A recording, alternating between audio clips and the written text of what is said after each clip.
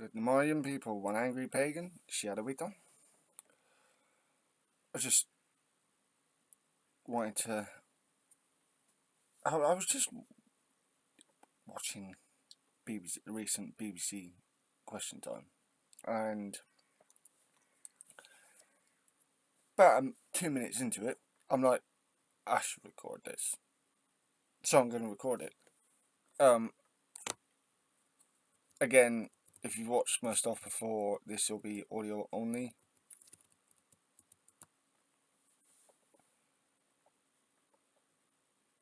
But I'll make sure that, one, it's loud enough, and two, that I'll try and pause it if I want to speak.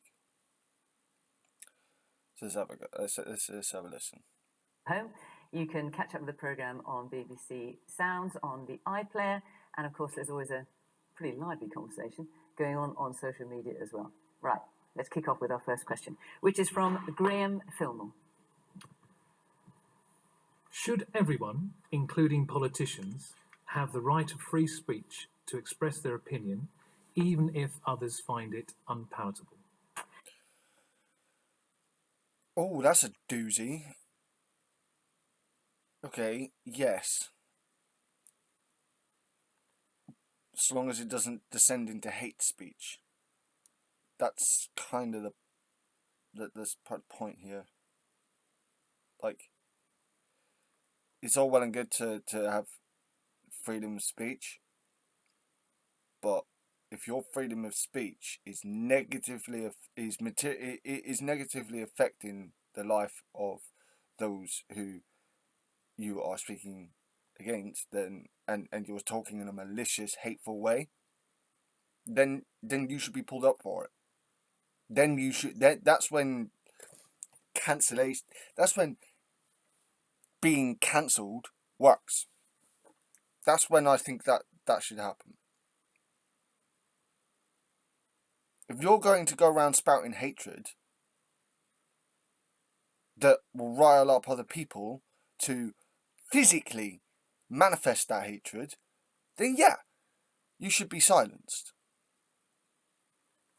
So, Graham, I know because I checked with you beforehand that one of the reasons that you're asking this She chatted in with you beforehand. Interesting. Question is because of the comments made by the former Conservative Party Deputy Chairman Lee Anderson, MP, who said this week Islamists have got control of Sadiq Khan, the Mayor of London. They've got control of London. They've got control of Starmer as well. Khan has given our capital city away to his mates. And the former Home Secretary, Suella Braverman, also added her voice. She said, the Islamists, the extremists and the anti-Semites are in charge now.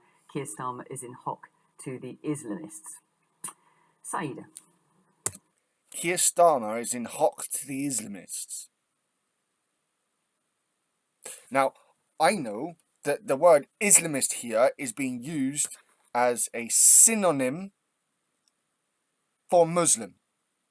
This is bang out of order.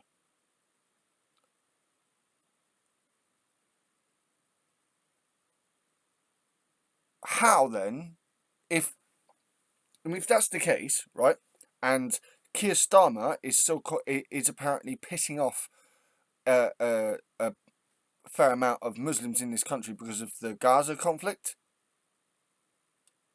then how is he being run by Islamists? If you're going to come up with some bullshit conspiracy theory, then it'd be more sensible to say that he's being run by Zionists. Now, I don't personally believe that, but if you're going to come out with some bullshit, at least make it reasonable. Something that kind of makes sense. There's a lot of talk going around that Starmer has pissed off the Muslim community. How does that make him under the thumb of Islamists? Or I say Islamist, like I said, the Tories are using the word Islamist as a synonym for Muslim. And so, just using their own definitions here. I've been hearing a lot of it's anti-Muslim hatred, not Islamophobia. Bollocks. Well, One Tory that I have less arguments with. That's why I have arguments over. I'd have arguments with her over a whole bunch of stuff because she's a Tory, but on this, she's someone I really wouldn't argue with. freedom of speech is one thing. Talking absolute trash is something else. Fucking right. And when politicians make comments like that, which have no truth to them, have no evidence base to what they're saying, and they're simply being used as a way to incite and divide communities. Yes, I mean she eloquently clears up my point, and I'd also like to add that it is more dangerous coming from politicians. That's wrong. Politicians have a responsibility. We have a public platform. We have the privilege of office, and we have to take that public office and that privilege incredibly seriously. So Lee Anderson says, I mean, these are his words, he says, I am not a racist, and He is a racist. He just is. Like, there's plenty of evidence to show he is a racist. neither the Prime Minister nor prominent cabinet ministers have said that Lee Anderson is a racist. They've said that they have a problem with what he said and it's unacceptable. Do you think what Lee Anderson said was racist? What Lee Anderson said was a clear anti-Muslim trope. It was the stereotyping of a community, and if it was used in relation to any other community, we'd obviously recognise it as racist, and therefore for him to suggest what he was saying about Sadiq was clearly racist. And I think what's disappointing is that every organisation and institution has individuals amongst it who may have unsavoury views, even racist views. But we're not going to be able to root all of those out. What an organisation has to do is when it sees them, it has to call them out and say, this is unacceptable, this is racist, and we will not tolerate it. And so why do you think I think for me... And yet the Prime Minister didn't call this out. Wouldn't do that. I mean, he took away the whip from Lee Anderson. Yeah, he took away the whip. Then we find out that he went to a Conservative Party conference. So, you know. But he has specifically not, even when questioned, called that language racist. Yeah, for me, it's been so disappointing to see colleague after colleague come out this week on television and just say it was simply wrong. I mean, we've almost invented this new form of racism now called wrongism, because we don't want to call it out for what it really is. And in a lot of ways, this week, Fiona, actually has been difficult, but it's also been positive in the sense that for the first time, colleagues who have talked about this privately, like the ex-Chancellor, Sajid Javid, or people in the wider kind of right space, people like Ian Dale and others, have actually finally said enough. Yeah, actually. Like, I can't believe that Nick Ferrari went on one. Like, I thought that was funny. But Ian Dale has really become rather harsh towards, like, when I've watched a number of the what do you call it, Cross Question, and he's become very standoffish with Tory MPs on the panel. Like, he's become very short with them very quickly, especially on this subject. If they don't give the correct answer, he's like, no. I don't want fucking beating around the bush. I don't want excuses. Is it or is it not Islamophobia? And he still gets a bunch of bullshit, so he moves on to the next fucking panelist. Even he's getting pissed. And so there have been more people calling this out and calling it unacceptable and racism. And unfortunately, this has been a long, hard, battle. This has been going on for 7 or 8 years. The party have had the opportunity to deal with it. They failed to deal with it. In fact, they have people at the highest office now perpetuating this racism, and we've got to turn around now and say enough is enough. Okay. Yeah, got that right. Is it? No, Oh, crap. this war. Where did I? Nah, bollocks. Hang on. I think the Prime Minister, by not calling out this racism, unfortunately, has tolerated it. And for me, as a person of colour, when the Prime Minister was elected, this racism, and we've got to turn around now and say enough is enough. Okay. Right, so I fast forwarded by accident. Oh, yes. Again, I can't believe I'm agreeing so much with the Tory, but she's correct. And Sunak does himself no fucking favours by not calling this out as racism. As the first non-white PM, he's making a mockery of this. Okay. One last question there. When you're saying this as a Conservative peer, when you say the highest office tolerating this kind of racism, who do you mean specifically? Sunak. I think the Prime Minister, by not calling out this racism, unfortunately, has tolerated it. And for me... She's right. He is literally tolerating racism. He's disgusting.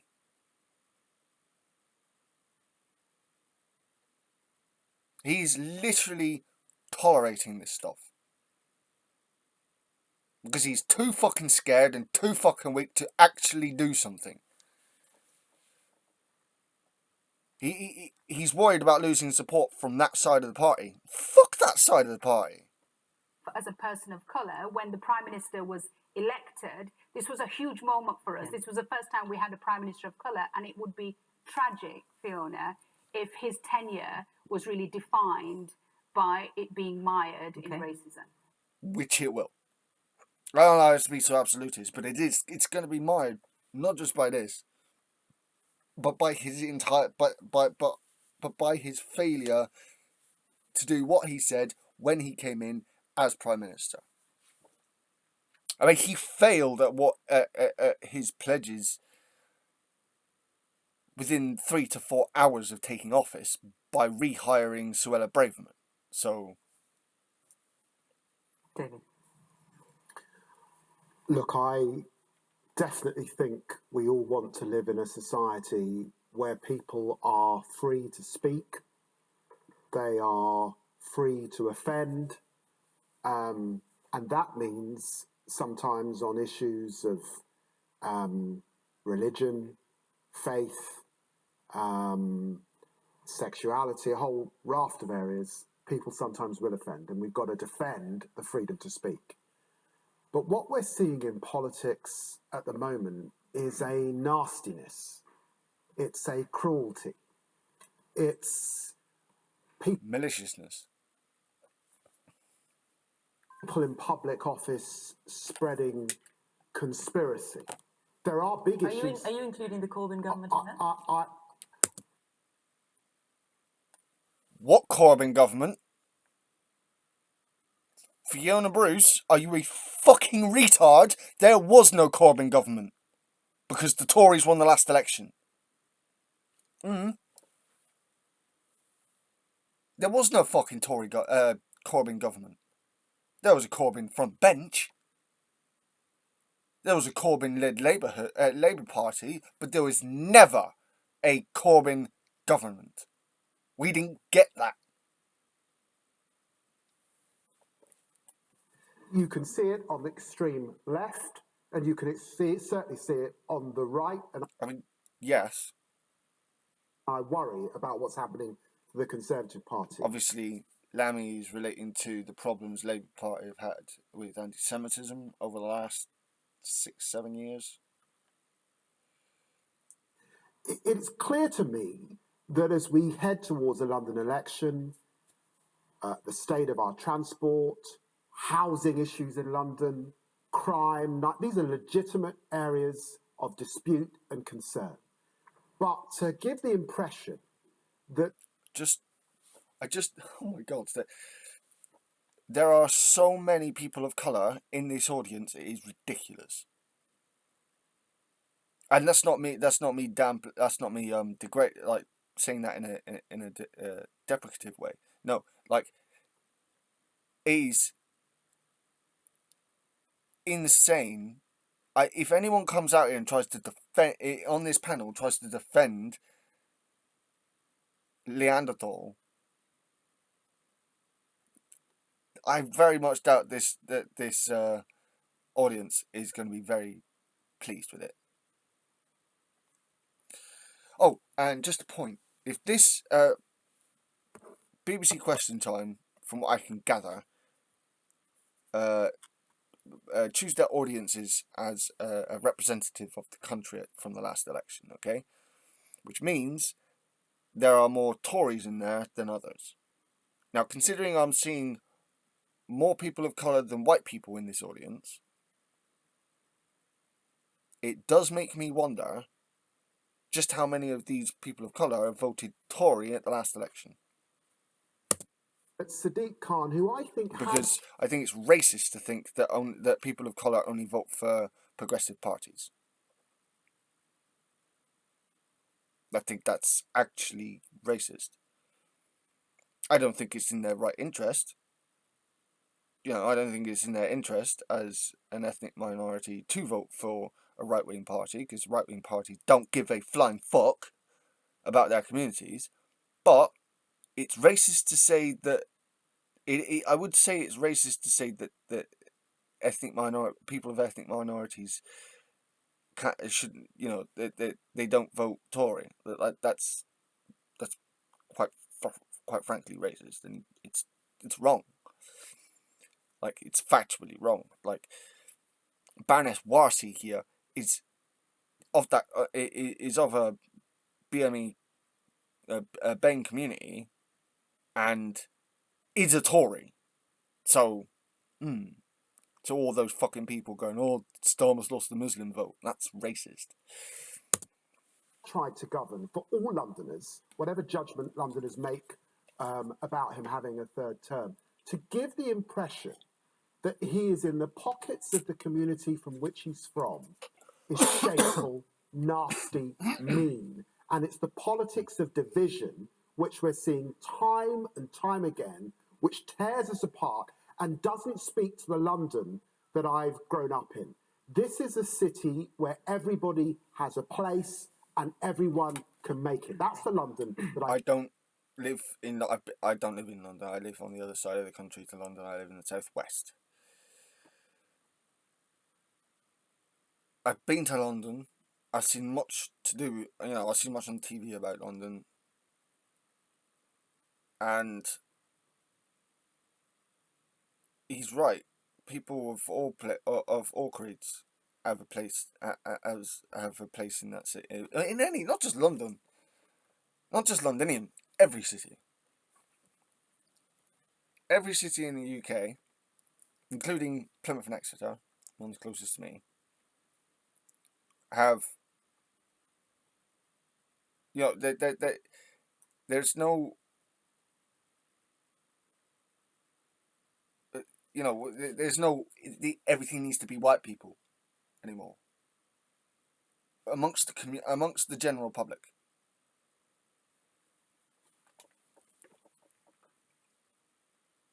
Just extrapolating there from Lami's point, because he's talking only about London, and again, I've been up to London, but it's not just London. Like, many people of the BAME communities around the country, forget just the BAME, like, of any community, people of any community have a right and a place in this country. Those on the right are trying to tell us that's not the case. I think we should defend. Lee Anderson's statements were shameful, and he should have been reprehensibly held to have been Islamophobic and racist in his intent, which is what I think was going on. Unequivocal. There's a number of hands I'm going to come Literally unequivocal. Like, he's not beating around the bush with that. He was a bit long-winded about it, but he wasn't beating around the bush. He was like, that was fucking racist. Tim, let me just bring you in first. So Graham's question, just let me remind you, should everyone, including politicians, have the right of free speech to express their opinion, even if others find it unpalatable? You know, where are the boundaries there? Where it causes harm, before this dickhead puts his two pence in. Well, the difference is between unpalatable versus illegal or discriminatory. That's the distinction. Gosh, this is such a tricky issue, and I feel I can almost feel myself being cancelled before I begin to speak. But what Lee Anderson said... It depends on what you're about to fucking say, isn't it? ...was just wrong, right? So let's start with that. It was... Are we going to go... stupid and thick. The accusation that Sadiq Khan is controlled by Islamists is absurd. Only a few days before, Sadiq Khan had... It's racist! Just say it! ...named the overground lines after the women's football team and a former HIV/AIDS hospital. So if Islamists are controlling him, they're not doing a very good job. I mean, it made no sense. But he wasn't alone. Paul Scully also said this strange thing about parts of Britain being no-go. Because there are racists in the Tory... I mean, there are racists in every party, but, like, the Tory is so full of them. ...areas. And he then immediately had to backtrack and apologise, probably again quite rightly, because the idea that there are literally places where you can't physically go is absurd. But I think what the Tories... The only time I've seen that kind of effect of there are no-go areas in a certain town, village, city is nothing to do with the race. It's more to do with chavvy little bastards making it so that walking down the street is fucking dangerous. Tories are trying to do is put their finger on a phenomenon which they themselves are struggling to define because it's very vague.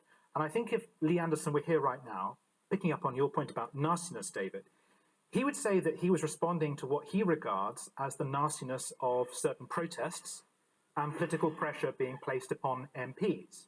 He would say there are plenty of Jewish... Which would be him... Right. He'd be raising a point which is bullshit. There have been very few violent protesters that were at these Gaza protests. Considering if you take how many people were at these protests and how many people have been arrested for being violent, it's a very small amount of people.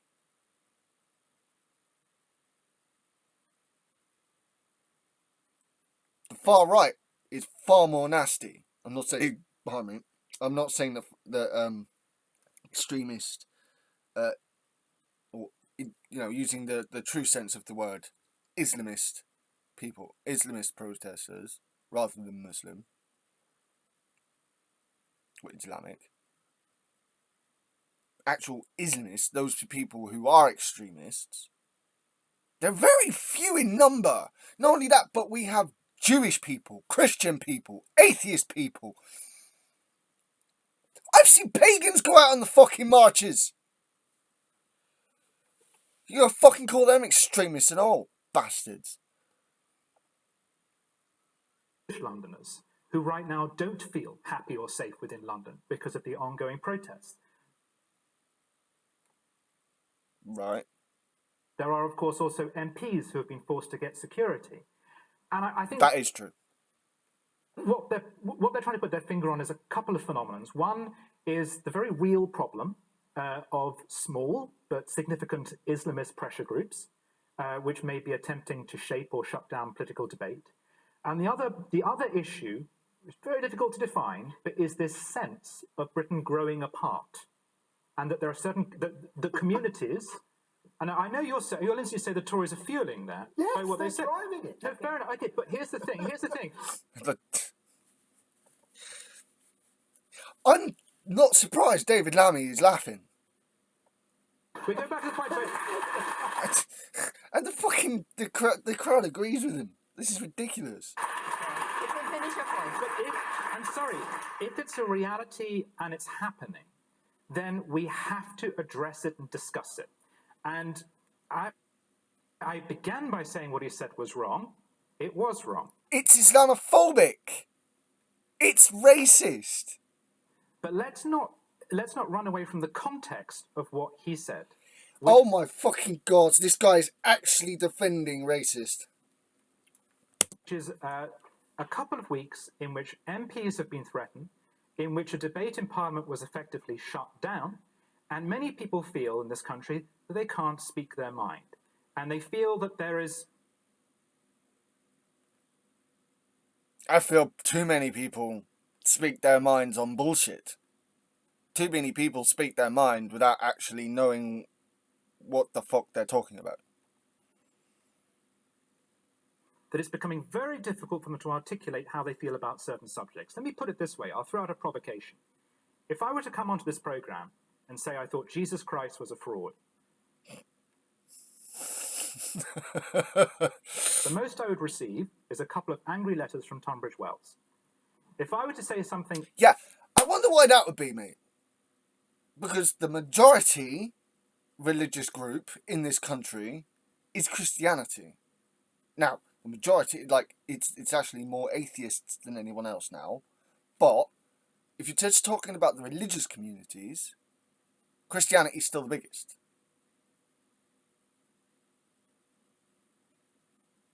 It's been here for so long. Like, what are you talking about? Analogous about Islam.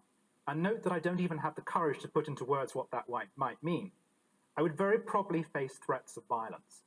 That's nasty. That needs to be called out.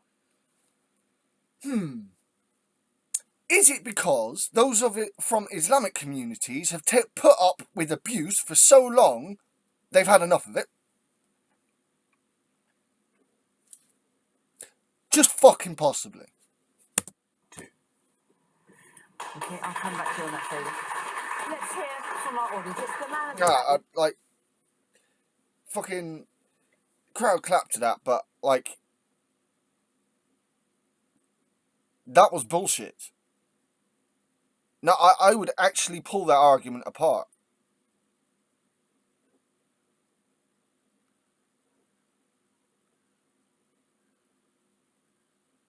Conservatives are constantly, not just conservatives, people on the right are constantly fear-mongering around about Islam. Constantly. And if it's not Islam that they're fear-mongering about, it's trans people. Or it's gay people. Or it's woke people. People on the fucking right wing are the one causing these divisions. So I find it absolutely disgusting when someone on the right decides they want to come out and say, oh, but if I said this about Christians, we wouldn't get any shit. But I'll say about Muslims, and I get loads of shit. Well, fucking duh! Because Muslims in this country have been taking bullshit for decades! Yes, you with the grey jacket on. I think there's a few things. Firstly, I think people who go on about free speech don't understand that freedom of speech does not mean, having no freedom from consequence. You can, say what you want, but people are going... Yes. Now, this is something I've seen quoted in one of Terry Pratchett books, Going Postal. Pretty sure it's Going Postal, right? Which is that people think they want freedom. People who go on about freedom forget that you also have the freedom to take the consequences. I'm paraphrasing here. I'm really annoyed, so it's not coming to my head properly, the quote, but freedom also means that you have the freedom to take the consequences of your words and your actions. It's not just freedom so you're free to do whatever you want and get away with it. going to, react a certain way, and you're going to face consequences of what you said. I think more broadly speaking, I think the anti-Islam rhetoric of the Tory party is something that is a big problem. A lot of people It's who are on massively the right of the prevalent. party don't think Islamophobia is an actual sort of thing, because they think it's a made-up word to kind of, All words are made. See, this is why I'm not arguing against my fella here. He's making a damn good point, right? The one I'm about to say is an argument against Tories going on about, oh, I don't like this word Islamophobia. Yeah, because you are Islamophobic. That's why you don't like the fucking word. You don't like being called racist either. Just like defend. It's not right. And I think, quite frankly, there needs to be a situation where people are able to, people who are Muslim are just able to just live and not have people like, I don't know, Lee Anderson say such disgusting things like that, personally. As politicians, I just add on to onto a statement at the end. As politicians, now I can get some pushback for the general public, but for politicians especially, and especially those that run fucking government, or are in the party of government, they should be even more damn careful and should be held to a higher fucking standard. Don't you fucking think? So, that's my opinion. Okay, thank you. Fucking right, I mean. Fucking right. With the scarf, yeah. While I recognise that anti-Semitism is an issue in the UK among politicians, but also among the general public, and I know lots of people would agree with me, anti-Semitism is an issue that not only exists, but needs to be dealt with sympathy. However, do you think that politicians in this country are almost overcompensating the issue and has actually led into Islamophobia and has caused politicians... Yes. like Lee Anderson and others among him, Put quite simply, yes, to actually tip into Islamophobia as a result of perhaps overcompensating? No, overcompensating maybe. I also think it's a kind of horseshoe effect. The issue which exists of anti-Semitism. So prioritising one sector of the population Exactly. over another. Yeah. Which kind of goes back to what I was going on about earlier against fucking Tim fucking Stanley. Now he calls himself, he says he's a historian. Okay. So Starkey, and he's a fucking racist cunt. I think what we should expect from our politicians is leadership, and I think leadership in lots of different ways, but picking the language that they use in a sensible and mature way, rather than curtailing to populism for an easy vote, is something that we should all be expecting. So when the Prime Minister said yesterday, I think it's reported in the papers today, that he warned of the risk of democratic rule giving way to mob rule, how do you respond to that? I would say that he needs to look at his own actions. And fucking yes! This crowd! Bang on, fucking bang on tonight.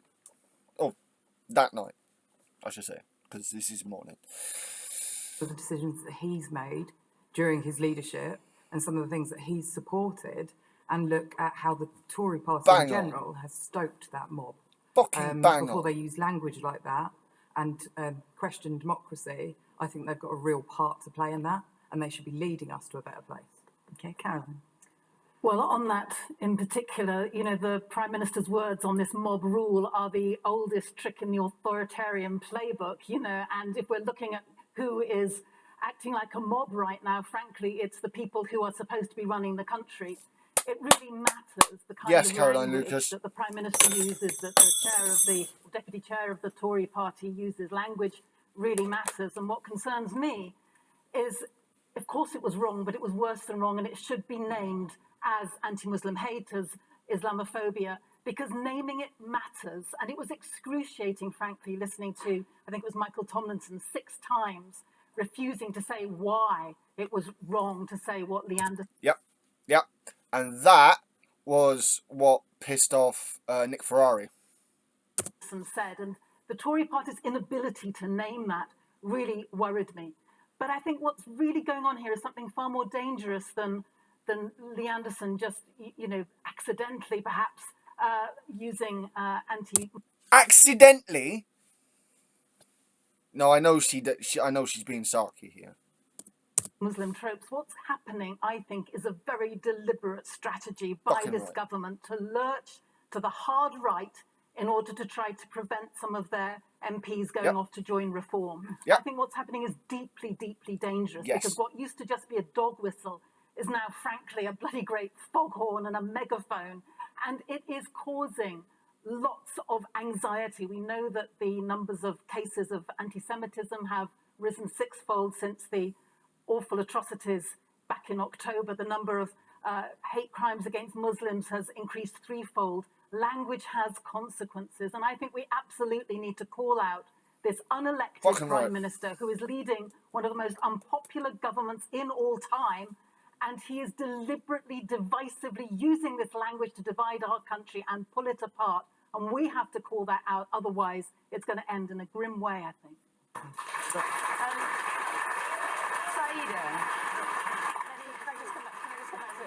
I'll come back to you.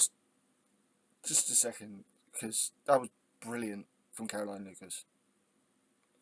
Very eloquently put, very clearly put. Saida, I should give you an opportunity to respond to what Tim was saying, and Tim was using the analogy. Correct me if I misrepresent what you said, Tim. But if you were to say Jesus Christ was a fraud, you might get a few complaints. But frankly, Careful, because not very much. If you said don't something tell similar about Islam, yes. The kind of response you worry you might get, would it be as acceptable to say something I think like that? Tim's understanding of Islam is so fundamentally flawed. The great tradition of debate, discussion, disagreement is a fundamental part of the faith. Yep. If you see, this is why I called him out as being a so-called historian. Reason being, if he knew his fucking history, he'd know that Islam is split at very least, into 3 different factions. At least. And the 2 main ones, Sunni and Shia, they have their own subsections. It just shows how little this fucking prick knows. There has always been huge discussions and debates and disagreement. And in fact, one of the things that the parliamentarians who came up with the definition of Islamophobia, which is a cross-government definition, the 2 things that they made absolutely clear Just so you guys know, fucking Tim looks pissed right now. He looks, whilst Baroness Warsi here is talking, he's like, fucking hilarious. Was in no way there to protect Islam. It was there to protect believers, and that So it would therefore in no way, it would therefore be acceptable to criticise it as a religion if one wanted to. I do it every single week. I have conversations every single week about how you interpret that particular verse, how that would be seen, how women's rights were seen, what the history was in relation to LGBT rights. These are conversations that are happening every single day, every single week in countries around the world. But you know what we try and do? We perpetuate this trope about Islam and Muslims. We try and present them as somehow slightly less sophisticated, underdeveloped. It's all part of... Which is also bullshit. Where did we get a lot of our knowledge of fucking medicine from in the first place? Fucking Islam. Part of what we've been seeing from certain right-wing media, from certain think tanks, from certain members of the public, and it's because there is a clear strategy to other this community. Yes. 2 men, 2 grandfathers, lost their lives in this country because they were attacked because they were Muslim. We've just heard the statistics from Caroline. This is real. This has real-life consequences. In the last 7 days, we've had 3 far-right extremists arrested for planning a terrorist attack against, they were looking for an Islamic institution to... I didn't know this. I didn't know that.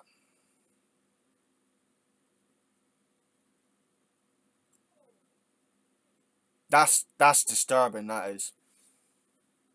To attack. This has real life consequences, and I have spoken to my colleagues over and over again that look, this is either two things. Either my colleagues are so dim that they cannot understand the consequences of what they're doing when it's staring at them in the face, Could be part of the problem. or they are doing this deliberately to divide communities, to other this community Definitely part of the problem. because they think it's an election strategy. And it's dangerous. It's dangerous. It's going to stop. Tim, you wanted to come back in. Yeah, well, first of all, I don't think the government is deliberately doing this because it immediately... Oh, piss off, Tim! Like, seriously? ...sacked Lee Anderson, and it's embarrassed by the...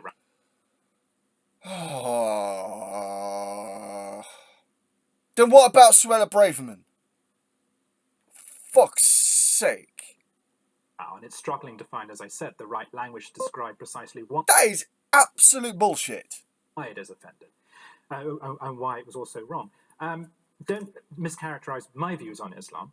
I've written a great deal about the subject. You've got on your panel, I think possibly for instance, the only Telegraph writer who has said there should be a ceasefire in Gaza and that Benjamin Netanyahu should go. I am very sympathetic towards, admire and respect Islam. Your characterization of it is correct. It has many schools. It has great deal of debate within it. It has had many reformations. And it really saddens me how it is misrepresented in this country.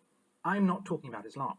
I'm talking about a small group of people within it, political ideologues, who are of less danger to us. Oh my fucking god. This is like...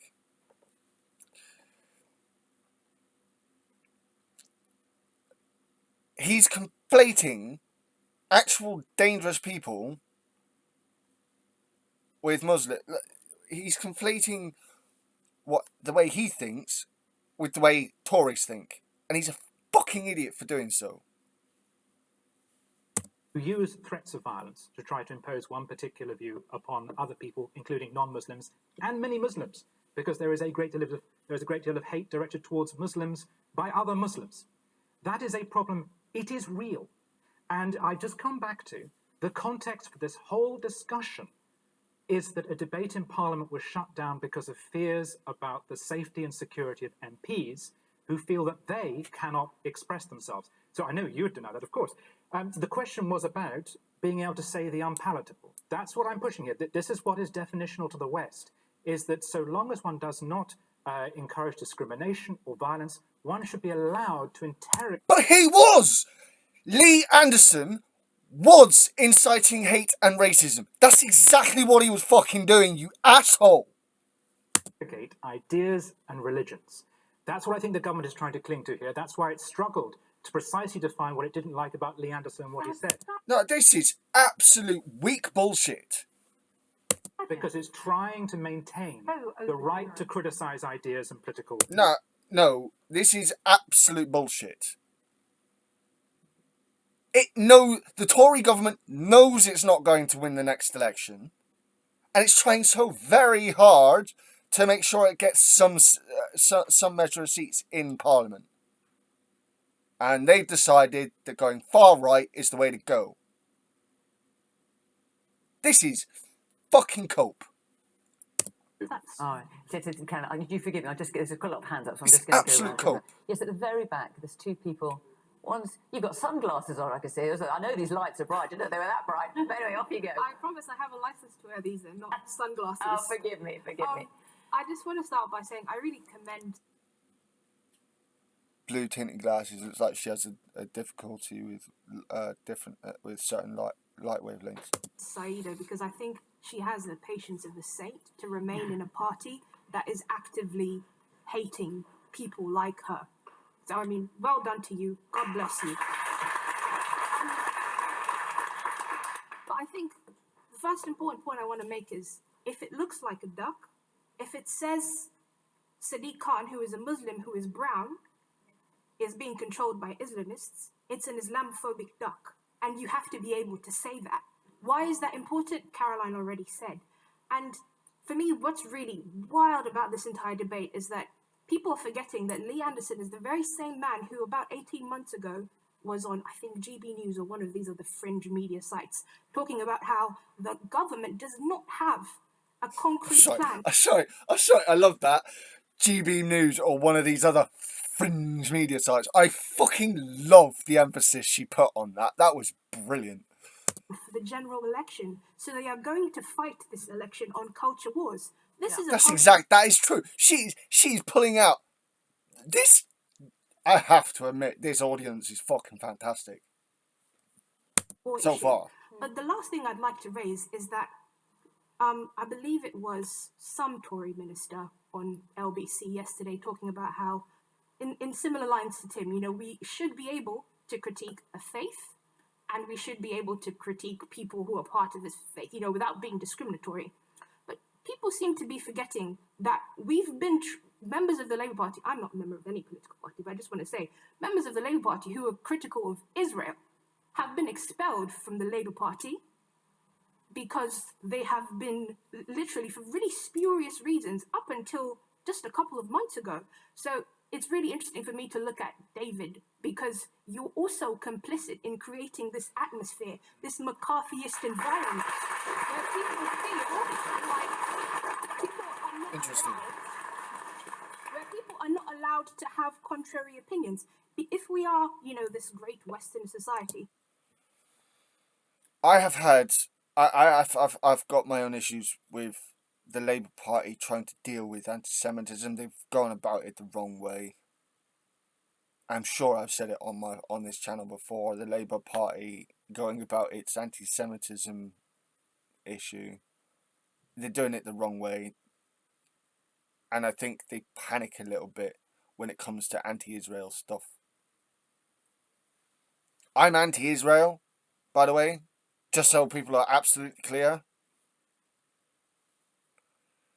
I know I've put a video on here about Jewish group having got pagans, but I'm not actually against the people. I'm against the theology. That's an important distinction.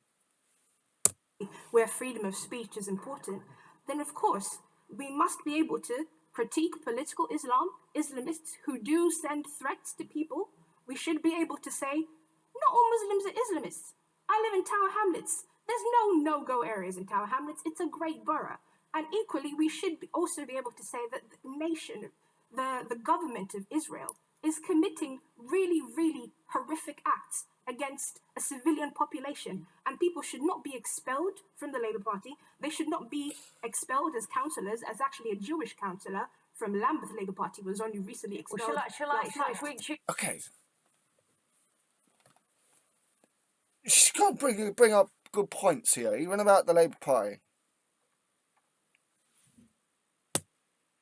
I'm not a big fan of this purge of people speaking out against Israel. Just not a fan of it at all. Like, what are you fucking doing? Again, I personally think that there's some panic in the Labour Party about anti-Semitism because of its past.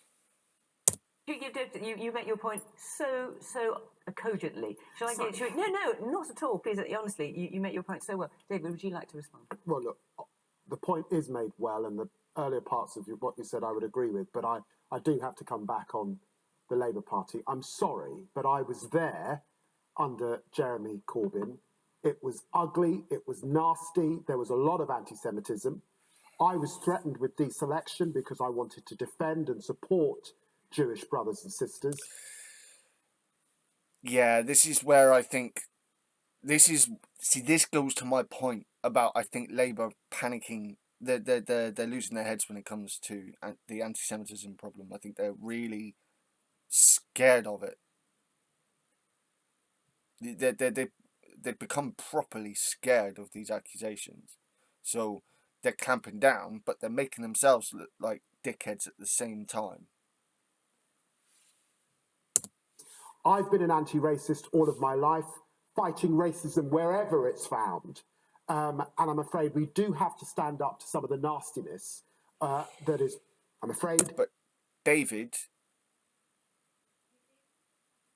the young girl was on about were people who were just being anti-Israel, like not necessarily anti-Semitic. In a segment of our party, and we have to be absolutely clear about the rules. That does not mean that you can't criticise the state of Israel. That does not mean you can't criticise Bibi Netanyahu. That does not mean you can't question aspects of a religion, Judaism. Okay. Then why have Labour MPs been chucked for speaking out against Israel? Of course you're free to do all those things, but when you cross over into anti-Semitism or racism or Islamophobia, we have to be clear about that as a political party. You're free to go somewhere else, but you're not free to peddle that within the Labour Party. We've got to be clear about that. Caroline, you want to come back? I do. I think Labour are. This is just another area where Labour are being overly cautious, and they're causing themselves problems by doing that. Obviously, I agree about not peddling anti-Semitism or Islamophobia, but I did just want to pick up, David, on the point that the lady at the back raised about I feel Lucas is about to bring up my point here. The councillors in Lambeth, because as I understand it, there were 4 Labour councillors in Lambeth who've been suspended simply for supporting a ceasefire motion, a Green motion, as it happened at Lambeth Council. Now, surely that is going to the other extreme to start suspending members for supporting a ceasefire motion. That is supposed to be Labour Party policy in any case. So I think there needs to be some consistency here, and I do think that Labour is being incredibly draconian with some of its members when they do want to be able to represent their constituents, the vast majority of whom want a bilateral ceasefire now, and recognise that there's, hiding behind mealy-mouthed words doesn't actually help the people who are suffering Okay, hang on. in so many numbers right now in Gaza. So let's allow councillors, for heaven's sake, to be able to support a ceasefire if that's what their constituents are asking. Really briefly, David, really briefly.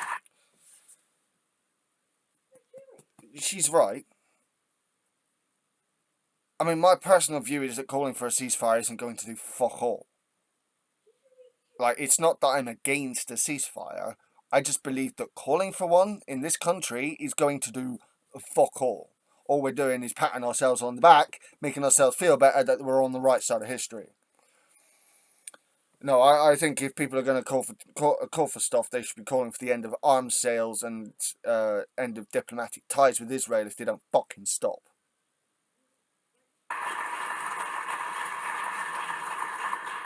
I don't know the circumstances in Lambeth, but what I do know is the position of the Labour We just told the circumstances in Lambeth.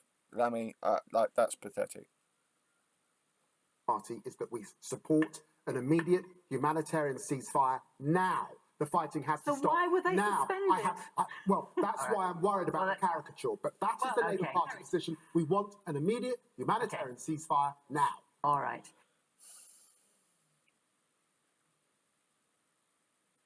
Okay, that came across as a bit weak. And that too is a subject I do not doubt that we will come back to, and rightly so. Let me move on, but before I do, I just want to tell you where we are next week. So we are in Cardiff next week, and the week after that we're in Liverpool, and then the show after that, which is our last one for the Easter break, is Middlesbrough. So Cardiff, Liverpool, Middlesbrough. If you'd like to It's all up in the north. any of those 3 programmes, if you live in those cities or thereabouts, go to the Question Time website. These But are the at least all up in the north compared to where I am, being right literally on the south coast. And we'd love to see. Right, let's take our next question, which is from Khalil Jama. There you are. With public services in dire conditions, is it the right time for the Chancellor to be finding cash for tax cuts?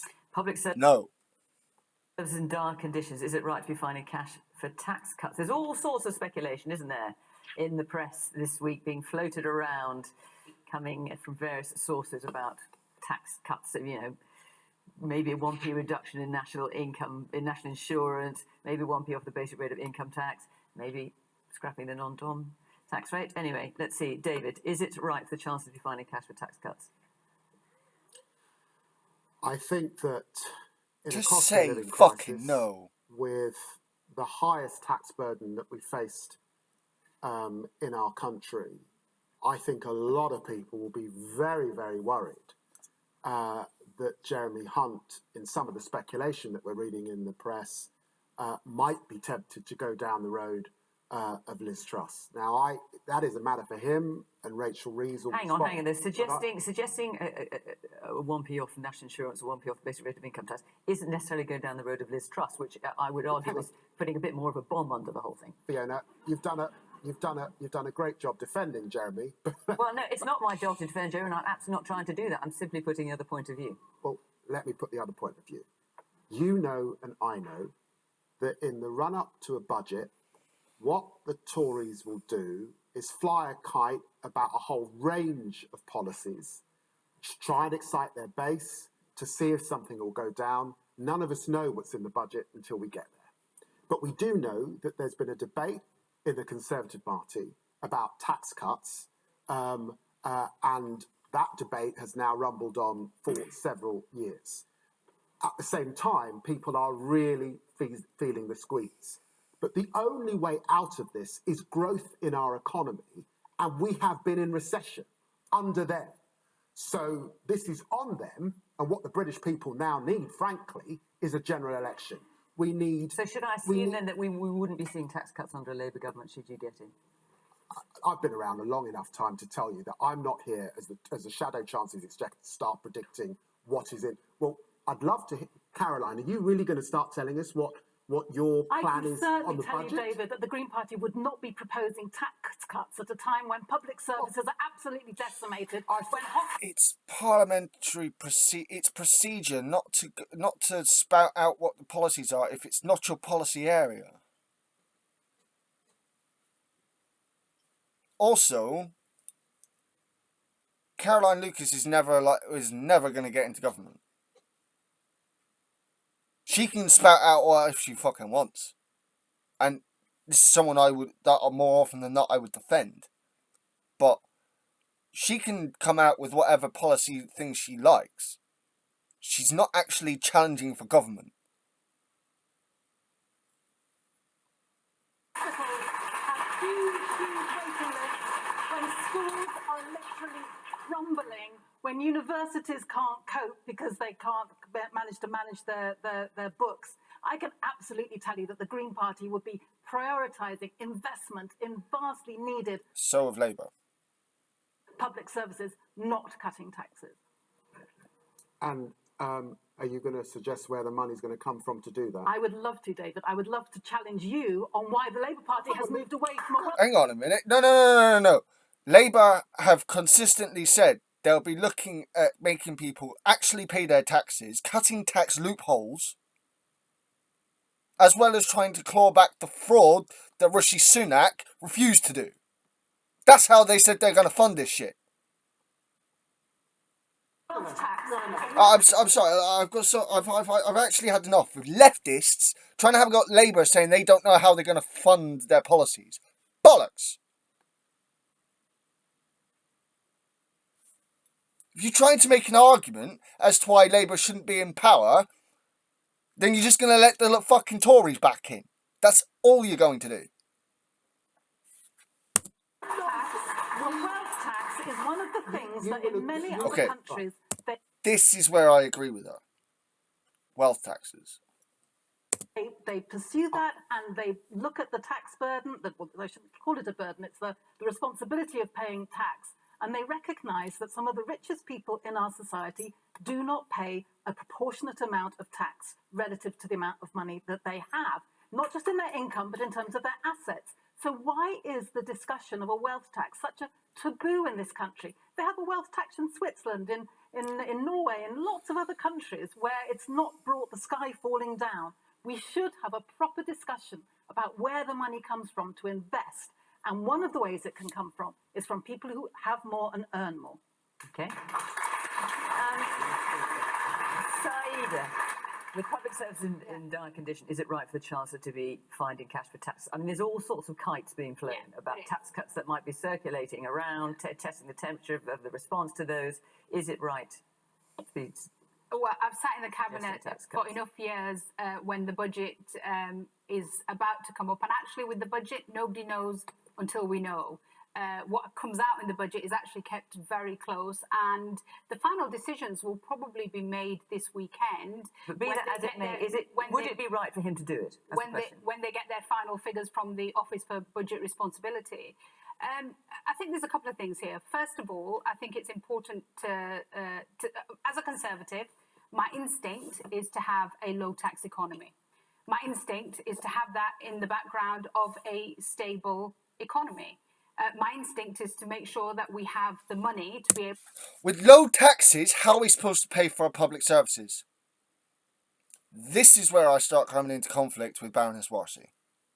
...able to furnish our public services. But I think one of the interesting things that's been announced in all of this, which I think will probably, satisfy lots of people from different political divides, is a non-dom tax. Is to actually say... you mean the thing that the Tories refused to do last year? Despite the fact Labour have been calling this out for over a year. For more than 2 years now. That if you are resident in the United Kingdom, but you're pretending not to be... plus the fact that the Prime Minister and his wife were also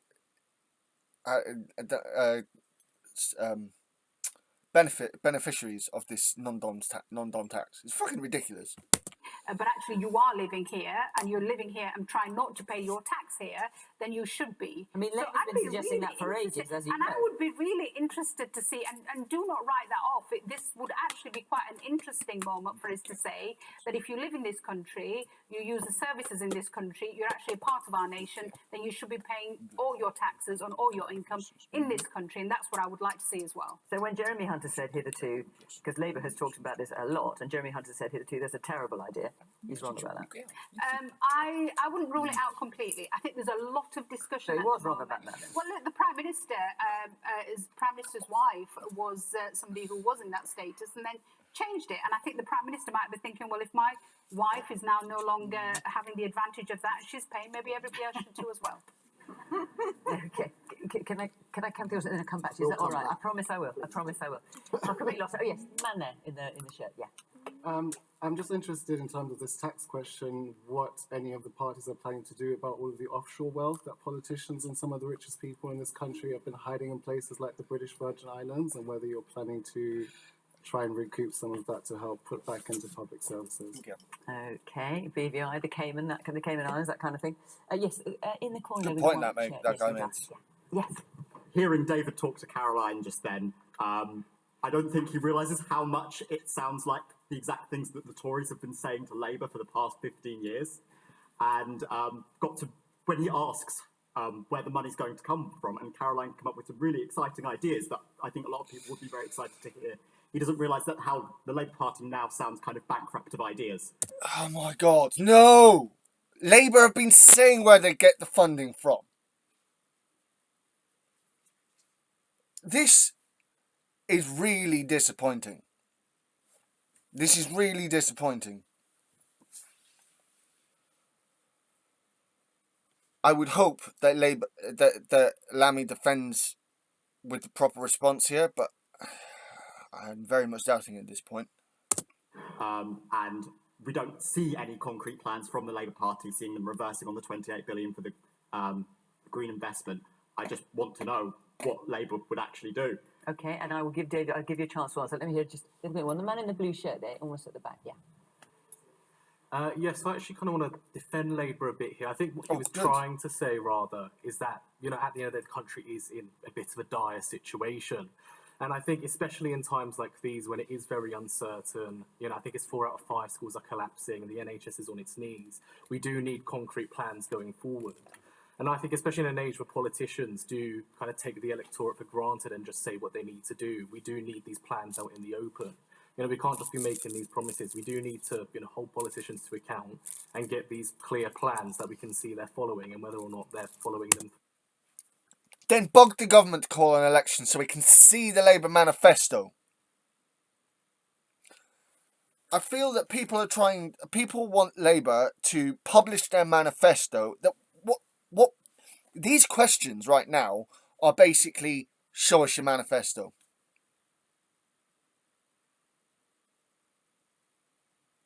No, it's not the election yet.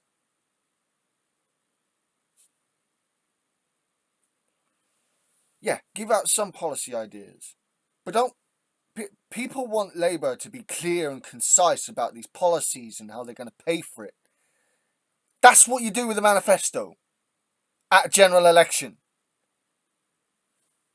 True. Okay, woman here in the green jacket. I seriously think people have forgotten how politics actually works in this country.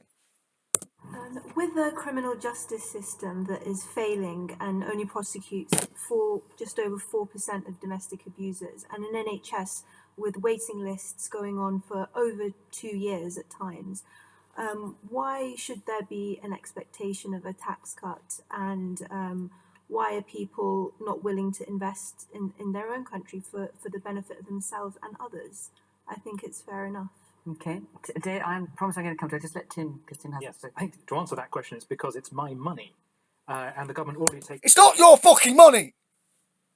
It's our money as a whole! If you want public services, you have to put something into the society you're a part of. Just saying, it's my money, is a greedy Tory thing to fucking say. Makes a great deal of it. We have the highest tax burden we've had since the war in this. Where are the taxes going? Because they're not going on the fucking public services, are they, you stupid prick? Country. And that's a legacy of a Conservative government, by the way, and I hope that Labour will cut those taxes at some point. There is a tension in the Tory brain between two views of, one, do we just try and run the economy really well, which means balancing the books? Is it all about sort of fiscal conservatism and making sure everything adds up and being able to finance everything? And that's the view which was largely won out under Rishi Sunak. That's his sort of perspective. And then the other side of the Tory brain is the Liz Truss view, which is that part of the problem why we are not growing is because of taxes. And if you take that view, then you actually can't afford high taxes because they end up killing growth. And the more taxes you introduce, the more you disincentivize people to work, or the more you discourage people from investing in this country, or like non-doms coming here to work, etc. So it's very difficult for the government to decide between those two things. But I come down, we all want to finance public services well. Of course we do. We already, though, have this incredibly high tax burden, and we're failing to do that. And our economy is not growing properly. Right, okay. No, this is a guy. This is him playing out an argument for low taxes, right? To grow the economy. What is it with this thing with people on the right thinking that cutting taxes grows the economy?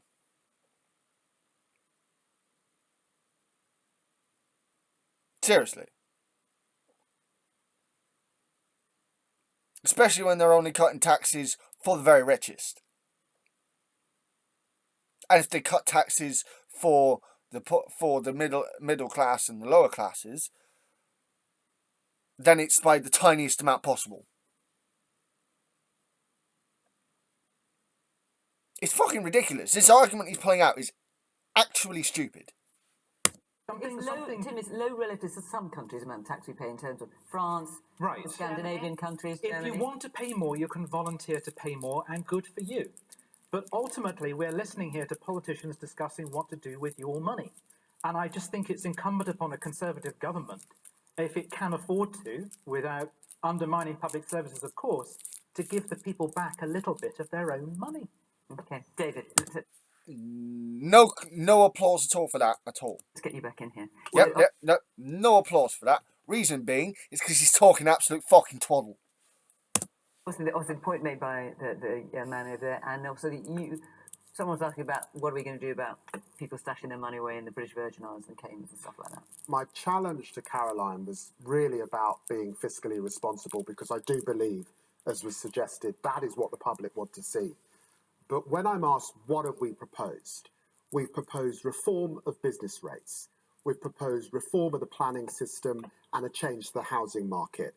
It was us that proposed scrapping the non-dom status. I'm glad that the Tories are now taking that on. It was us that proposed a windfall tax. They've taken it on in part, but they've not done it on full on North Sea oil and gas. Those are a set of proposals that are around growth. We can then get the windfall tax was put onto green companies, not the oil, not the carbon producing companies. What a fucking shock from the Tories. Skills and our FE colleges and how we invest in the future. That is a proper plan for growth. It does feel to me that flying a kite in the papers before a budget is not something that a responsible politician says, oh yeah, we might do that, we might do this. I want to see what actually is going to happen. I saw what happened before under Liz Truss, and as a consequence, people are paying higher premiums on their mortgages than ever before in our country. That is what happened, and that is why this is such a serious Yes, I smoke. No, I don't care. Subject. Okay. Just so you know. Oh, and that was a good response from Lammy. Yeah. I just wanted to come back on the issue of investment, because everyone's saying we want investment, and indeed we do, but we have the lowest private investment in the whole of the G7. And we recognise that public investment is absolutely crucial to give the private sector the confidence they need in order to be crowded in as well. So if we are looking at it from the pure lens of what is good for the British economy, then I can promise you properly investing in public services is what we need to be. Yeah. Which is what Labour are wanting to do. Doing, and indeed investing. In fact, even though I don't like Rachel Reeves, the amount of times I've heard her talk about investment and talking to investors is ridiculous.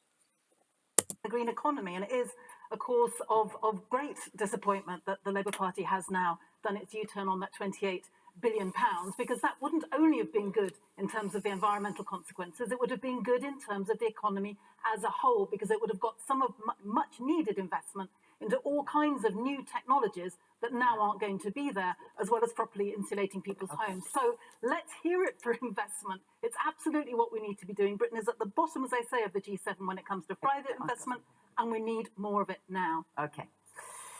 Let's move on and take another question. From Catherine Stewart. Yes. Should this country bring in a law to allow assisted dying? Yes.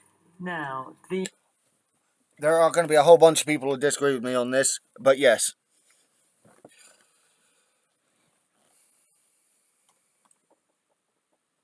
You're asking this today, Catherine, and the Health Select Committee has just released a report on assisted dying. It's not calling for a parliamentary vote, but says there is evidence there that could inform a debate. The government has not called for a vote, but says should there be one, it's indicated it would allow a free vote on this. Tim? I'm a Catholic, and we're against assisted dying. But this is the subject, probably of all Catholic social positions, where I struggle the most, partly because I have seen people die, and I understand how messy, humiliating, and painful it can be.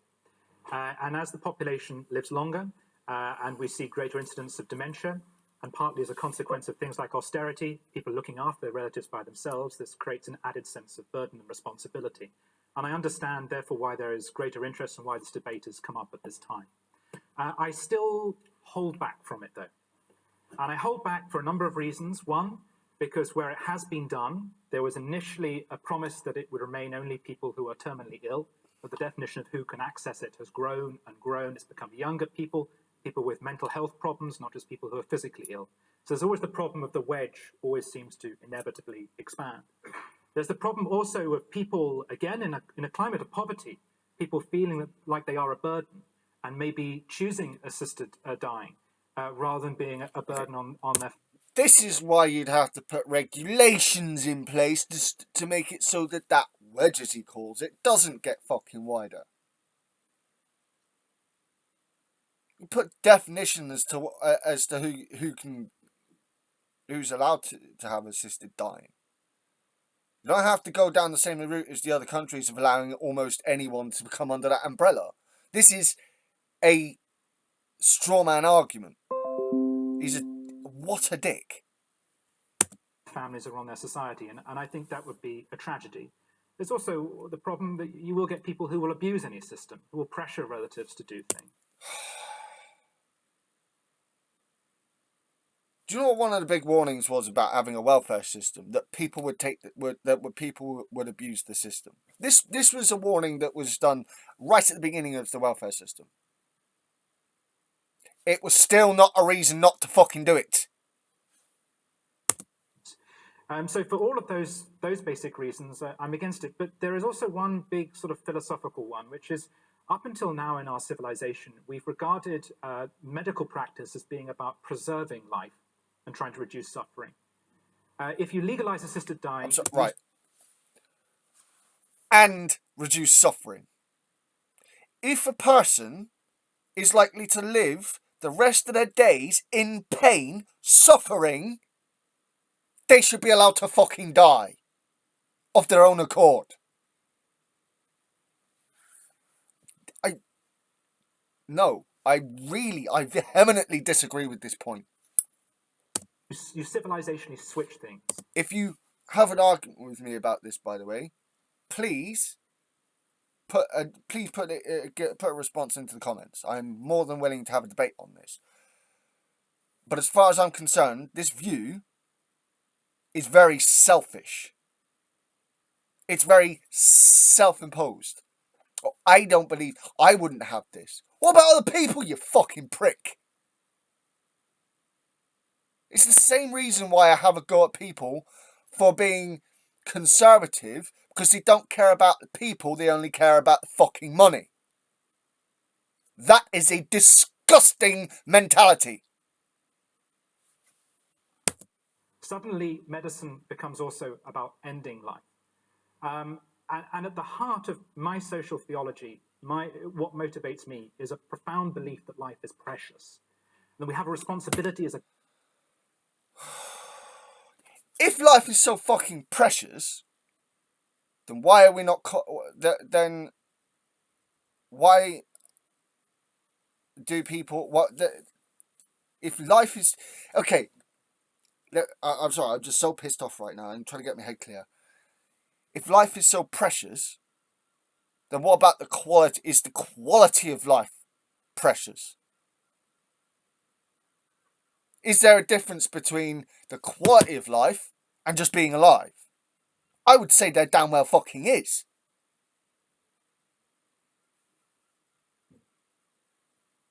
Again, I'll argue against this as his argument here is bullshit.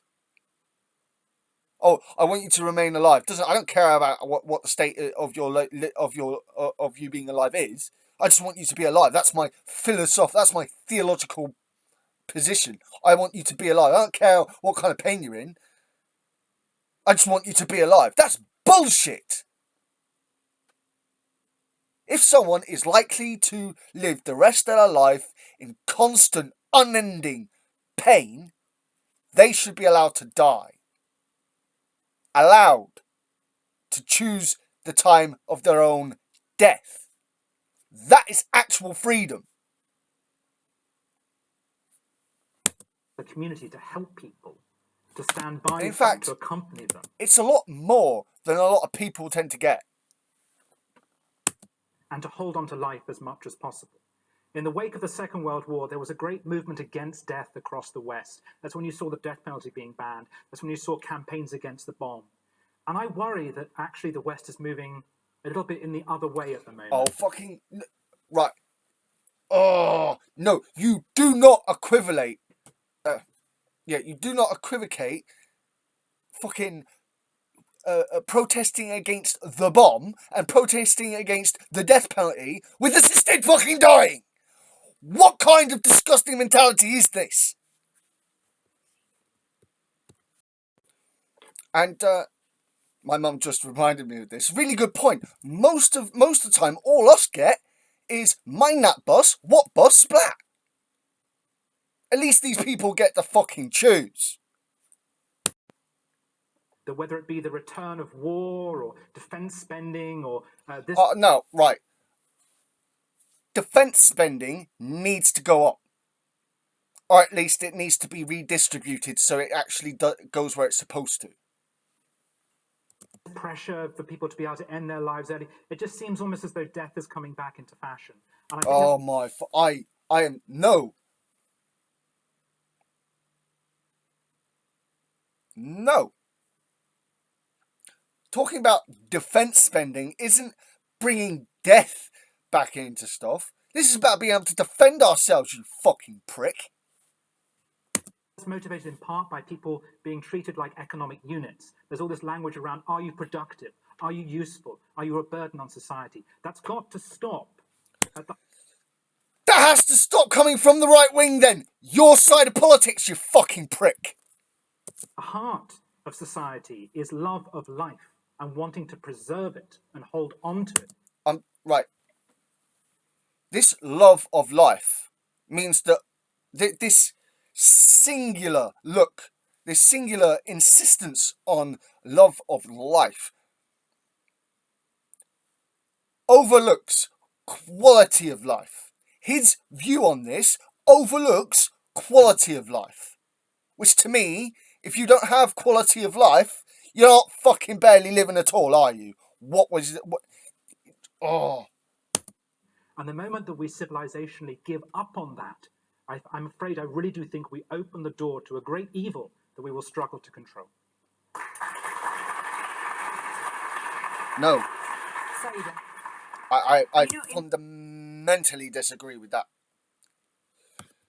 I was sat here listening to Tim, and I was saying yes, I agree with everything he's saying. And in theory, again, as a Muslim and the importance of life, I would take exactly those positions.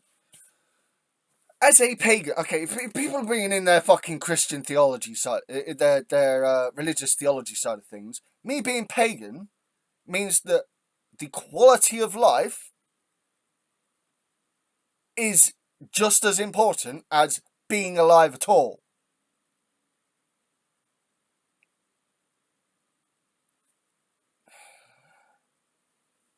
If we're down at a level where we do things out of pure necessity all the fucking time, because we're in a shit place, then fair enough.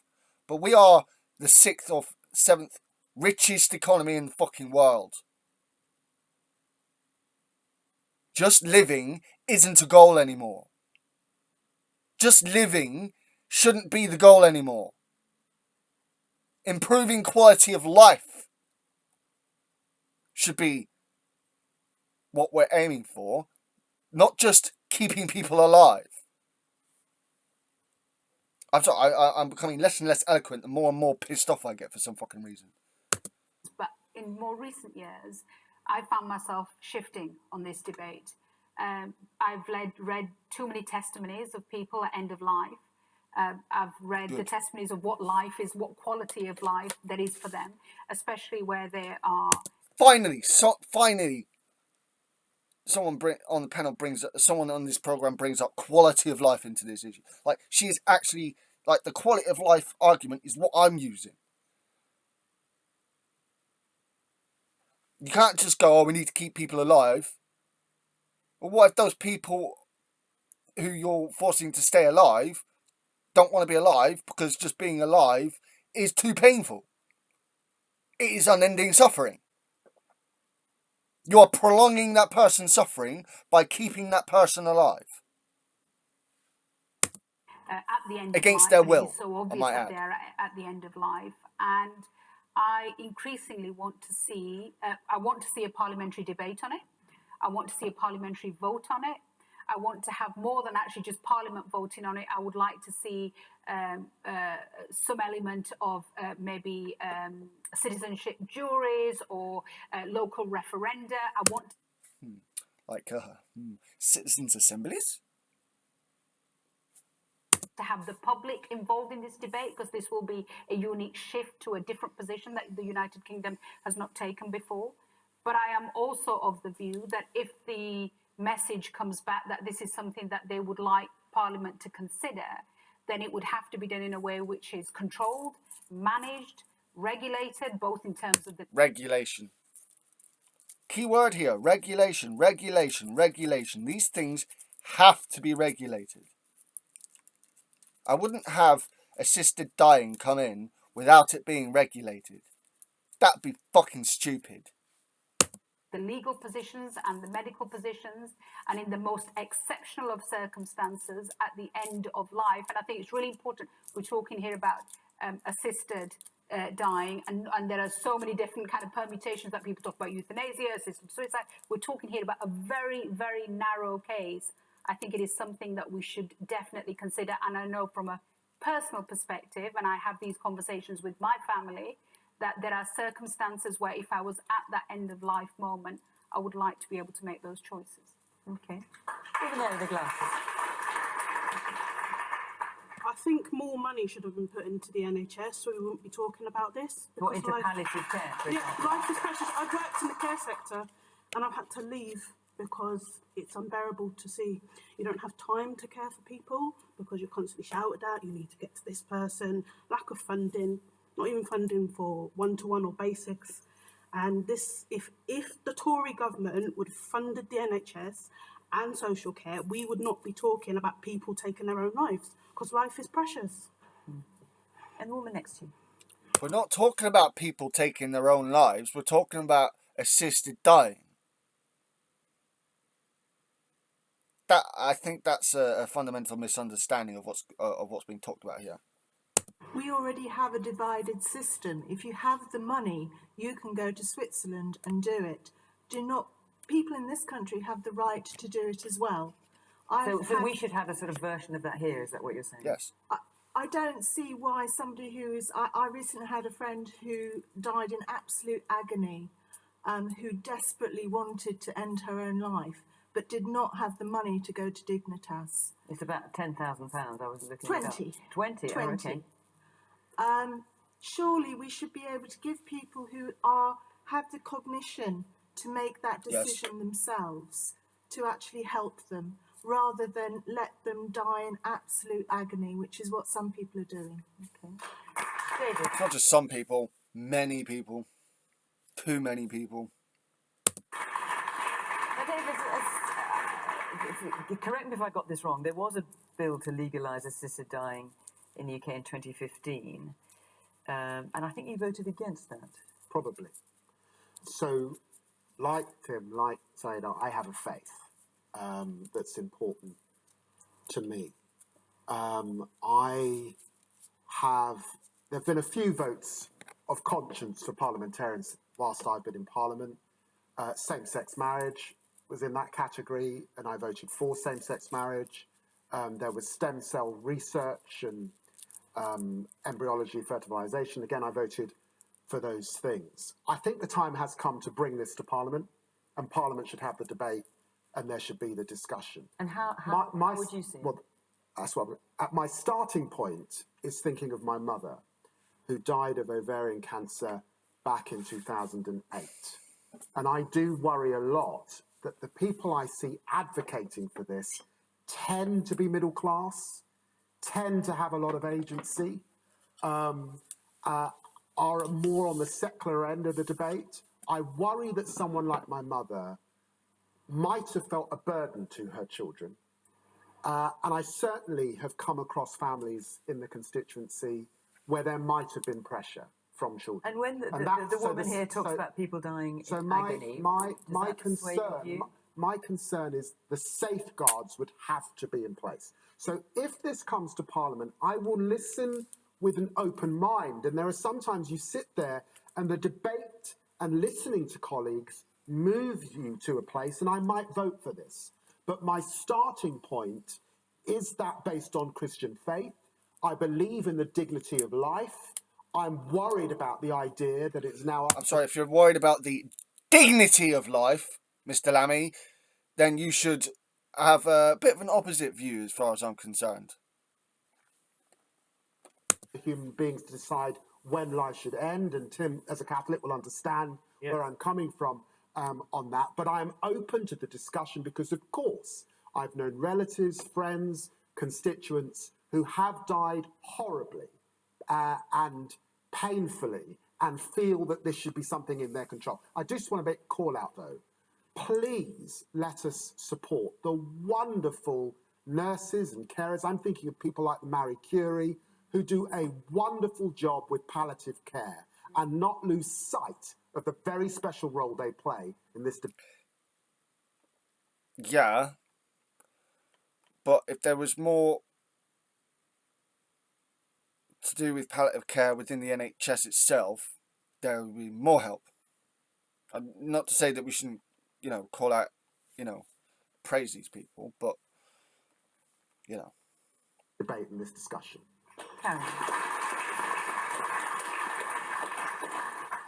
So the issue of palliative care has come up a couple of times, and I just want to really emphasise that I don't think there has to be any division between much better palliative care, which we undoubtedly need in this country, and support for assisted dying, and that is something that I do support. But I recognise that, for example, in my own constituency or in Brighton and Hove, there's a wonderful hospice, Martlet's, and it spends all its time trying to fundraise because there isn't enough money coming from government or from the Integrated Care Board. And so I think we have a wonderful movement in this country, the hospice movement, and it should be properly funded so that people aren't scared at the end. Yes, hospice needs to be fucking needs to be funded. It needs a closer partnership with the NHS. End of life. But having said that, there will still be people, however good our palliative care is, who can't be helped in that way and do, I think, have a right to end their lives. And I absolutely take the point that the lady said here about, of course, some people can't afford to go to Dignitas. If they do go to Dignitas with a family member, then they face an absolutely awful situation of the family member when they come back being potentially investigated and even potentially prosecuted. So it's a terrible situation for those people right now. How much people are being accused of fucking murder for trying to help their relatives to not suffer anymore.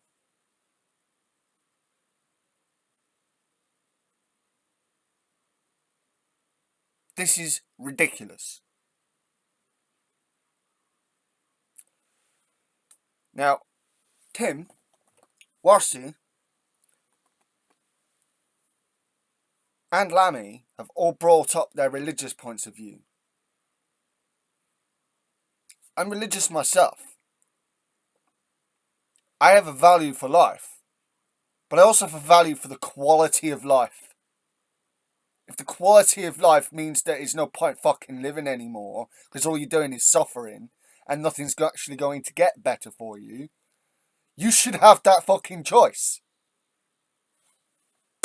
better would it be? And also, it not be put on your family to be investigated for murder because you couldn't put up with, you couldn't deal with suffering anymore. It should not be on the family to. I'm so angry from so many different parts, from so many different angles on this. It's not on family and it's not on them.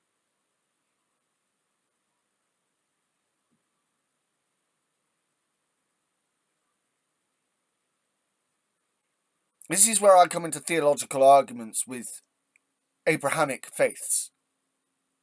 Because they have this absolutism that actually does hold back progress. Precisely because life is... And yes, I believe assisted dying is fucking progress. Precisely because I believe in the dignity of life too. To allow someone under very strict restrictions and what's been proposed before, had all kinds of safeguards in there. It is when you're talking about someone with a prognosis of fewer than 6 months to live. It has a judge involved. It has several doctors involved. It has an amount of time involved.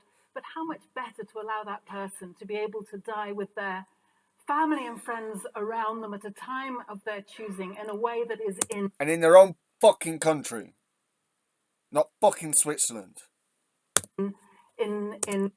Not shitting on Switzerland. Just, plenty of English people would like to die in fucking England. Sync with the rest of their life. And this is something that I care about very deeply. I've been actually... Also, on the religious side of things, being pagan, death is not the enemy. It's just a part of the cycle of fucking life, which these people propose to, these people say that they sanctify life. Bollocks. Okay. Now I'm getting a bit too far. To accompany people towards the end of life, because frankly in this country we do death so badly. We don't have enough discussion about it. I disagree with people who think we've done death to death. We haven't. It's death is the last taboo. We need to be talking about it more within families, within... Yep. Tim is here. Just Tim's face right now. What the fuck are you talking about? Death is evil. Within society, and somehow reach away. And I think the idea, as Saida mentioned, of citizens' assemblies and juries would be a really, really helpful way of having... Which Labour have been talking about. That debate. Okay. We've not got much time left, but I want to squeeze this last question in because this also is extremely important. Because I've been going for over an hour and a half. So, Tim Shelley, let's hear from you. When and how do the panel think the war in the Ukraine is likely to end? When and how do the panel think the war in Ukraine is likely to end? David. We have to continue to assist Ukraine, and this is obviously not just the UK, it's America, much of the Western world, and certainly our European partners, with the arms and the aid that is necessary. We cannot allow Putin to claim significant... Here's one for you. How about we divert the arms sales to Israel to Ukraine? ...portions of that country to get to a point... Just an idea, you know. ...point of victory, and then to look to Moldova and other parts of the region that he can claim as well. And I do believe that whilst there's a lot of debate at the moment about the United States and Congress and finding the money, and I've been to Washington to absolutely stress the point that for us here in the UK, this is not a partisan issue. Of course they should support the fight for freedom. But the question, David, is when and how do the panel think the war in Ukraine will end? Well, that's the question, not whether we should continue to support it, but how it will must end with us bringing Putin to heel. That's how it must end. Because the consequences of Putin... We can't allow Putin to win this. That might sound like imperialist, like a typical English person being imperialist, saying that we should intervene to put another country down because we're the best. No. Putin is a fucking fascist and needs to be put down. Winning is disastrous for our quality of life and our freedoms that we enjoy. And do you have any idea how long that could possibly take? I mean, is it, I know it's like how long is a piece of string, but it's, nonetheless, if the EU... Will you let him fucking talk, Fiona? For crying out loud. EU, Britain, the Americans are going to continue to support you. Shut up! This must be something that you discuss. How long can this go on? Oh, fucking let him talk then. My sense is that Putin is waiting out 2024. He knows that there's an election in America. He knows that might have some influence on the outcome of Ukraine. So I can't... Agreement between the Labour MP and the Green MP here? ...see anything coming to an end this year. We then get into 2025. There may be a big decision for Europe as a consequence of decisions in the United States. I still think they'll find the money this year. Trump says that he can fix this on day one, within 24 hours. Let's see if he pulls that off. Okay. Maybe all right. Let me get around the rest of the panel. We then get into 2025 and 2026 and beyond. But we have to ensure that Ukraine prevails. Okay. We've only got about 5 minutes left. How does the war end? Ukraine prevailing. That's how this should end. We really, I'd like to the audience as well, Saida. So when and how? I'll be amazed if anyone on this panel says we should keep supporting Ukraine. So let's take that as a given. When and how do the panel think the war in Ukraine is likely to end? Well, the way it will be fixed is through political agreement. This war is not going to be won militarily. We've seen both the United States and Russia at various times go into countries thinking they were going to fix those countries and win those wars within days. But is it realistic? Okay, no. This is a bit different. Nah, this is not the same. Yes, it's likely to come down to a political agreement, but I would rather it come down to Russia fucking losing. Ukraine can push Russia out? No, this war is not going to be won militarily on either side. In the end, there will have to be a political discussion. Well, it's certainly not going to be won militarily on either side if people are going to fucking give up.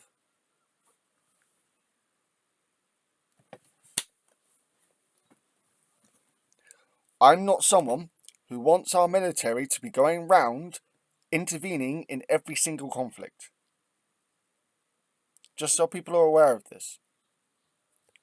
I want Russia to lose because Russia is fucking fascist and imperialist.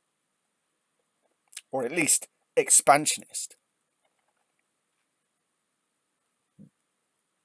We saw how bad us doing it was.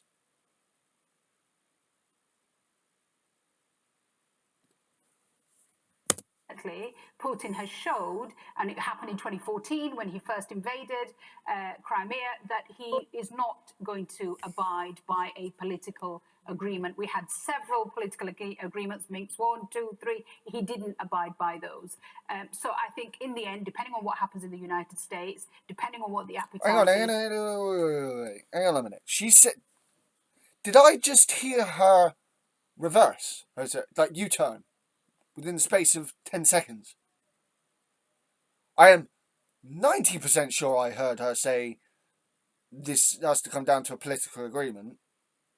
Then she turns around and says, but Putin ain't going to agree to that. Or he's not going to stick with it.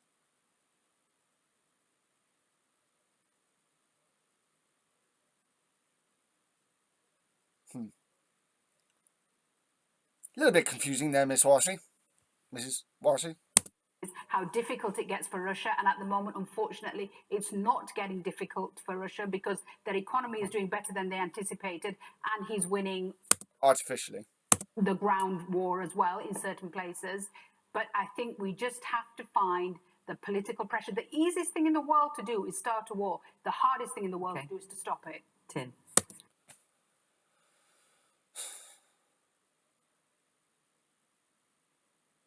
What? That was a word salad.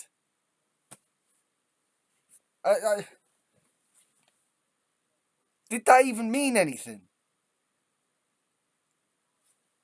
I'm not sure I understood what she just fucking said.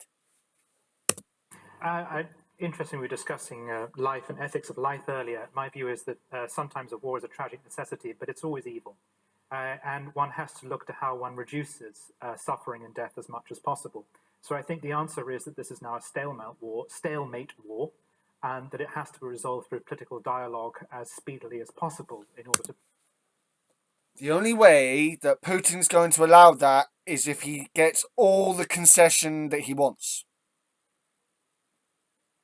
Not going to accept anything else. So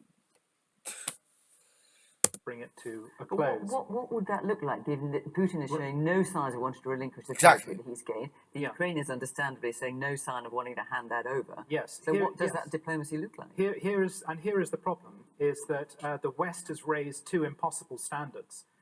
One is the restoration of Ukrainian territory. That's probably not going to happen. In fact, some in the West, like Truss and Boris, were even suggesting the return of Crimea in their language, which was preposterous. So he's probably not going to give in on that. And the second thing would... Not necessarily. The West has just lost its bollocks.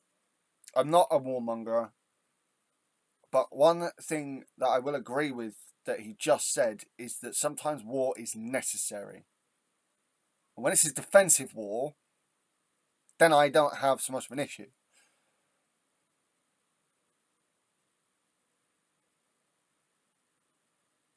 I think the West has lost its bollocks. Was Ukraine's... And not only that, but I think the West is just giving this to... is going to end up just giving this to Russia. Which really makes me feel uneasy about Taiwan. NATO. Again, that's going to be an absolute red line in negotiations for Russia. So the answer to the original question is, I think probably what we would... Ukraine want to join NATO because Russia invaded them.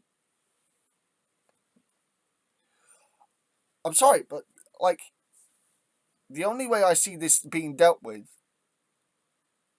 in a way that there's actual peace, not some fucking, really anxious peace for years before Russia decides to fucking invade again. Resolved post-election, I agree. It's probably going to be resolved in a way which is deeply unsatisfying. But it might be that the West just has to accept that that it was a victory to prevent Putin's complete crushing of Ukraine. The Ukrainians have fought incredibly bravely. The West was right to support them in doing that. But in order to reduce the tragic loss of life which is continuing on both sides, I think it would be perfectly reasonable and civilized to reopen negotiations with an open mind at this point. Oh my fucking... So, let's just give Putin the lands he's taken, shall we? That's what he's saying. I really don't like to come down to absolutist points of views, but that's how it's coming across. Or absolutist conclusions. Caroline?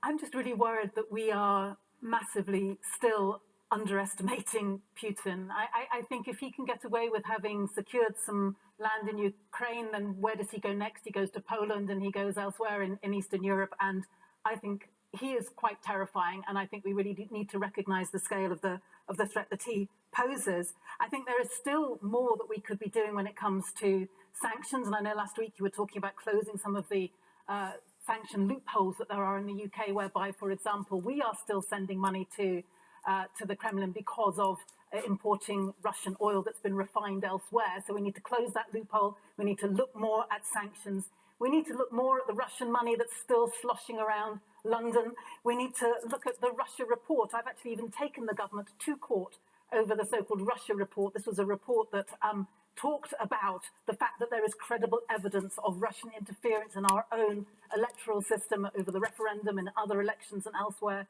Overall, I just feel government after government is basically not realising the scale of that threat that Putin faces. But what should they do other than sanctions, closing the sanctions? What can people do?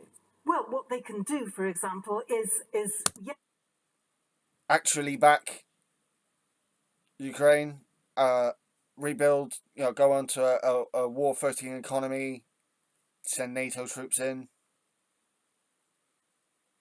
Don't like to be a war. I'm really not a warmonger, really not. And it sounds like I'm protesting, like I protest doth too much. No. Doth I protest too much? No. I believe this is necessary. Yes, more sanctions, but if necessary, more, and this comes quite a difficult thing for me as a Green to say, but potentially more support for the people fighting in Ukraine, because I worry at the moment we're giving them just enough so they don't lose, but not enough so they win. And when you've got the money being blocked in the US as well, it feels as if we are letting them down in a very significant way. So I think this is, it's on the edge of the Third World War. This is massively important, and I worry that we're not taking it seriously. But if we're not willing to commit more, and when France floated the possibility of military advisors entering the country, Putin threatened a nuclear response. If we're not willing to risk more, I'm sorry, Putin's been threatening a nuclear response. Putin threatened a nuclear response to us. Fucking. I'm losing words. I'm literally words. When Putin threatened nuclear war after we said we'd give tanks and stuff to Ukraine, where are the nukes? Why continue a slaughter when we already know what the outcome is? We're out of time, David. I'm so sorry. David, I know you want to take issue with that, and Kel, I'm sure you do too, but we're actually over time. So forgive me, I'm going to have to end it there.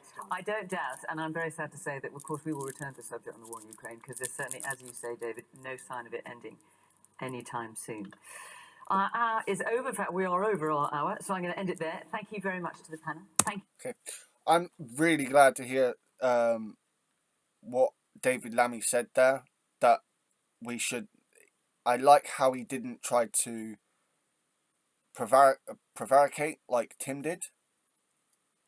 He was very deliberate with, we support Ukraine. We want to continue to support Ukraine. Ukraine needs to be given more. Putin must lose. That's what needed to be said. And the fact that basically Lammy and Lucas here were on board with that, like they were on the same board there, I'm liking that. I'm sorry if this one's been a bit long and rambling. There's been a bunch in this that I've had to kick off at. And for those people who think I'm just 100% Labour and like I'm not gonna like uncritical, I'm 100% uncritical of Labour, don't try me. I had a go at Lammy throughout this I've had a go at, about Lammy throughout a couple of times throughout this fucking episode. But that doesn't mean that he didn't also bring up good points, which he did. I might do an extra video on assisted dying. But as Red Dwarf says, most, you know, as Rimmer said in Red Dwarf, you know, all most of us get is mind that bus, what bus splat. So, you know. But yeah, this has been an interesting episode where I've both agreed and vociferously disagreed with the Tory on the panel. I'm quite amused. So yeah, let me know what you guys think. Please like, subscribe and share. This has been Shadow Eater on Angry Pagan, watching Question Time from, hang on, what was the date on that?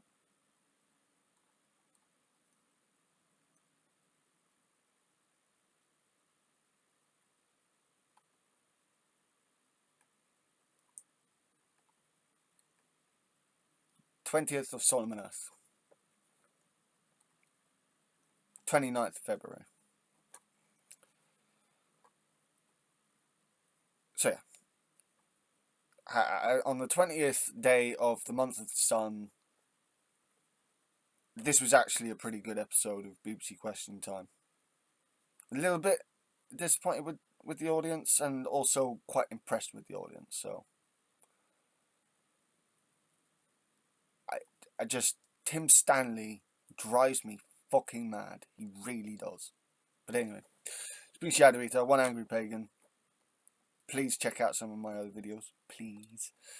And if you made it this far, you're a fucking legend. Bless the Thursday, people. God bless you.